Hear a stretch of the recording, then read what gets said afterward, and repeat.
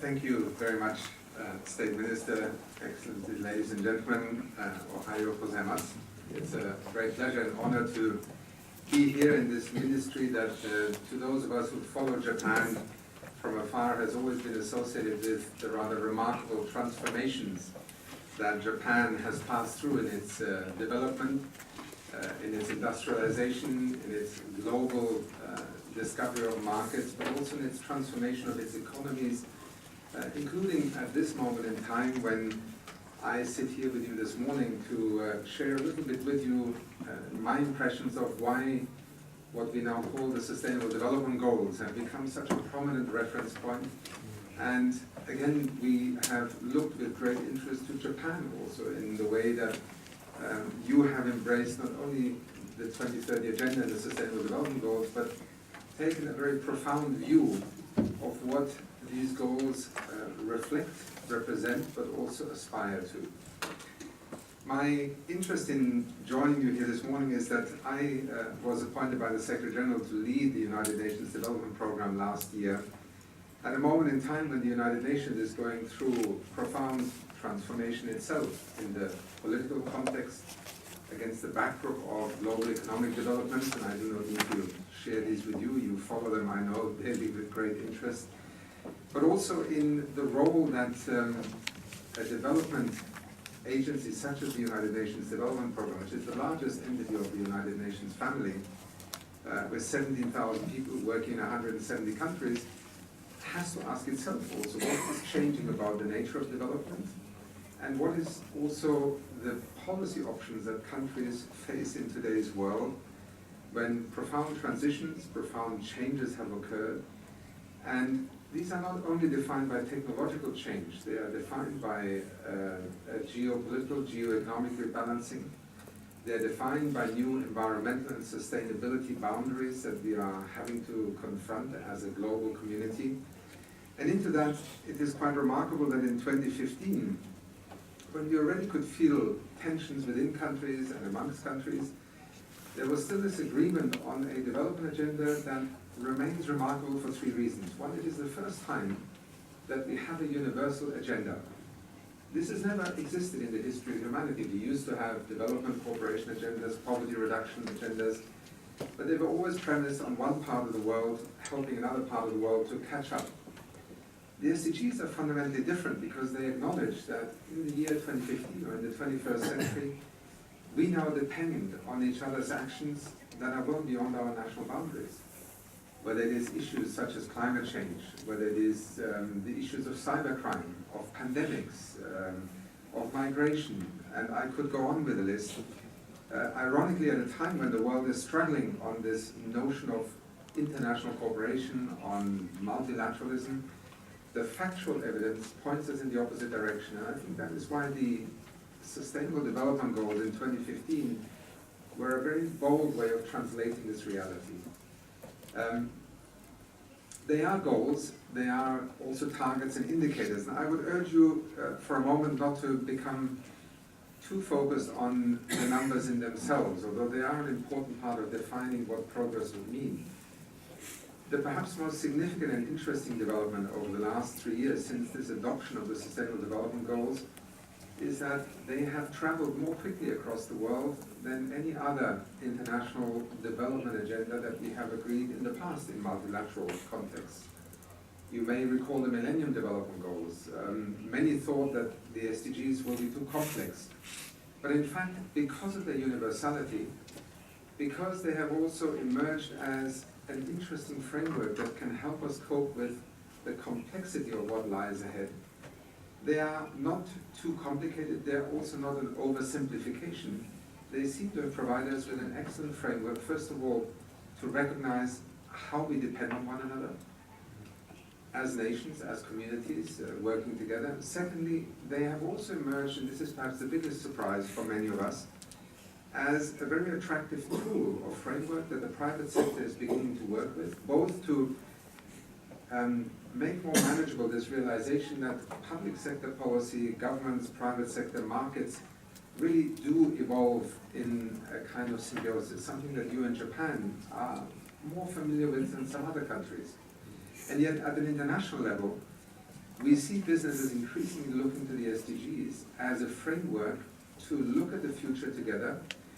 They also begin to translate for boardrooms the parameters with which a business needs to look at its future markets. Because what the SDGs to some extent foresee is a transition in the way that our economies will continue to develop. Whether it is the notion of decoupling in terms of carbon dioxide emissions, whether it is the issue of inequality that has now become, in a surprisingly fast way, a polarization factor in many countries, developed and developing economies for that matter. Whether we look at the future of urbanization in a world where just in Africa we will add in the next 30 to 40 years another billion people on the continent. And the implications of a concept such as a fundamental need, the provision of electricity. In Africa today, we estimate that not more than 300 to 400 million people out of the 1 billion have access to electricity. If you just extrapolate forwards to the year 2050 and assume 2 billion people in Africa, that means that in one way or another, just over the next 30 to 40 years, this continent will add more people to the electricity matrix, production and consumption, than the whole of China's economy together over the last 50 to 100 years, just to give a sense of proportion. If Africa chooses the pathway of China, or indeed of Europe or the industrialized countries of the 20th century, the notion of having a climate strategy that is viable essentially does no longer hold. It would not work. It's just one example of how we are connecting global objectives of sustainability with very practical notions of access to energy, with a fundamental transition in Africa to a new model and platform for electricity generation over the next 50 to 100 years. And that is the second part that is powerful about the SDGs.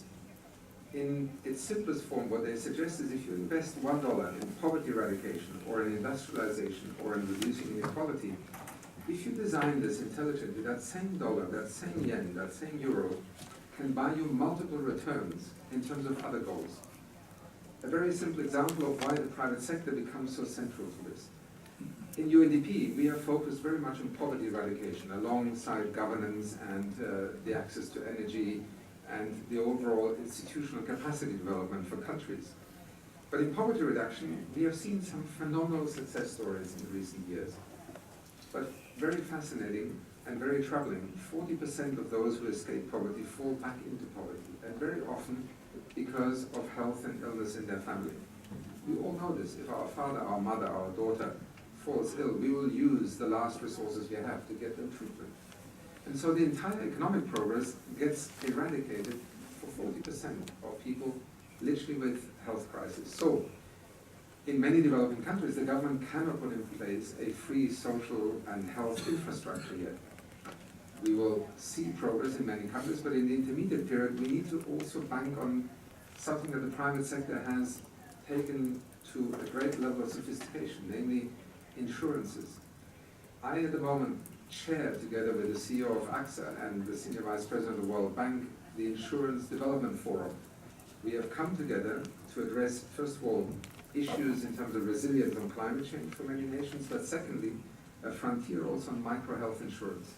If we can help with intelligent public policy, which is UNDP's core work, every day with governments, how to create a, let's say, incentive for insurance companies to become engaged in markets that they normally would not touch, then we can create suddenly a leapfrog where an insurance platform for some of the poorest people becomes a viable stepping stone in addressing one of the major risks in economic progress. It's just one example, and it is really in this context of, first of all, the universality of the goals and how we need in key areas to work together, and secondly, the integrated approach that allows us to solve one problem, but at the same time, with deliberate planning and investment, address a number of other issues. So here we have the SDGs now emerging as also remarkably interesting for the financial sector, not just the insurance sector, not just the power sector. Perhaps to me and many of my colleagues, most surprising how engaged the financial sector has become in the discussion about SDGs. What I see as one reason for this is that, first of all, the demand of customers is increasingly driving a different kind of investment horizon for those who put their money with financial institutions. Whether you call it impact investment, environmentally, socially responsible investment, essentially people want increasingly to see that their money is invested in at least not creating damage or adding to problems. Where you can demonstrate impact investment and benefits, for example, by aligning with sustainable development goals, there is a premium in the market that is emerging very quickly. We may doubt that sometimes because these things are difficult to translate in the financial markets, but it's not quite true. If you take the green bonds story of the last 10 years, very similar. For the first 5 to 6, 7 years, it hovered at $1 to $2 billion a year. Partly because the financial institutions are not familiar with it, the markets are new, the instruments are emerging, government predictability in terms of renewable energy policy, which was a major driver, took time. And then suddenly you had a vertical takeoff. In less than 5 years, we have moved from $5 or $10 billion of green bonds per annum to over 155 and probably coming close to $200 billion this year. The renewable energy sector is a similar story. For years, the patents were there. And then suddenly, we saw the most dramatic increase in investment. And today, we can say that for the last 4 to 5 years, the total investment in new installed electricity generating capacity of renewables is more than the combined total of oil, gas, coal, nuclear combined. This is a remarkable disruption of a market. And for this reason, I think the SDGs now represent a fascinating framework. I sometimes call it the Esperanto, so to speak, of international development communication. Between nations, between sectors, public and private, and also between companies who are increasingly looking to put themselves at the forefront of being seen to be helping to solve problems of the future, as you have in a very fascinating context in Japan, done for so many years. I am a great student of the current discussion about the fifth society concept that you have evolved in Japan. I often cite it, and in a sense its alignment that in part is led by the private sector in Japan with also the 2030 Agenda and the Sustainable Development Goals. Let me end, if I may say, Minister, by saying that the reason why I'm so keen as the head of the UN's development program today to speak with you is that I believe that the role of the private sector, purely on factual grounds, if you look at the investments in transformation and transition in our economies over the coming decades, they are in the range of trillions of dollars.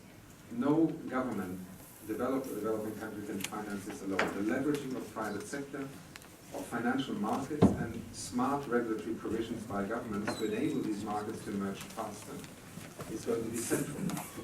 In UNDP, I am rapidly changing the focus of this organization towards helping governments in the innovation pathway. I believe that we are less and less a traditional development aid agency in the 21st century, but a development advisory partner that brings together the best of innovation expertise globally and invests at national level in enabling countries to essentially follow a path of far greater innovation based on local potential. So UNDP will be introducing next year over 60 accelerator labs that we will attach to our country programs in order to focus particularly on this ability to bring private sector, academia, science, and public policy together to develop locally engineered solutions that then the global best practice can be scaled up. It's key because we have a race against the clock, not only with the 2030 agenda, the year 2030, the Paris Agreement.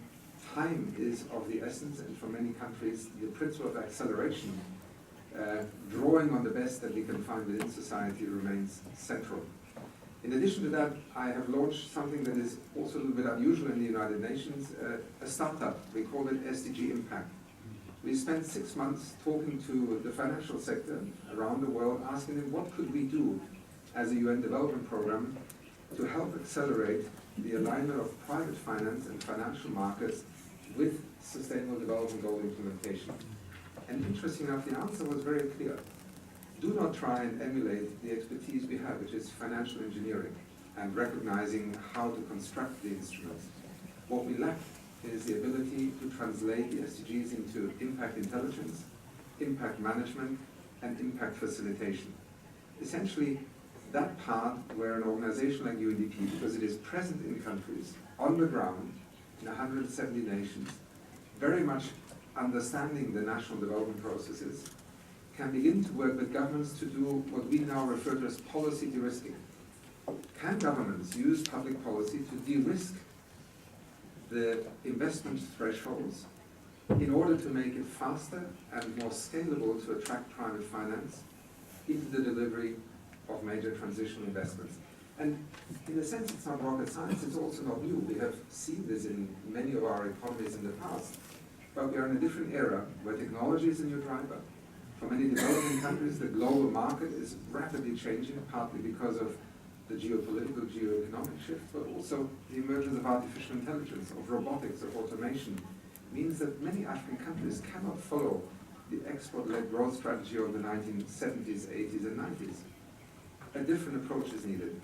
And here UNDP is today an organization that is fully focused on the SDGs as the engagement platform with countries, innovation being a key driver that we wish to support at country level, and the private sector becomes a central partner in this, where we hope that in these 60 countries, which often are not the ones that are the natural 5 or 10 that are so-called emerging economies, it's the billions of people who will be left behind if we do not pay attention to what happens in those countries that are our focus, and we see ourselves as being part of generating a global pipeline of opportunities for investment, for innovation, for engagement that is both about future markets, but also about ensuring that the Sustainable Development Goals prevent what we are now seeing in so many parts of the world. Inequality, unfairness, a lack of belief in globalization, leading to polarization, nationalism, extremism, people giving up and migrating in unprecedented numbers.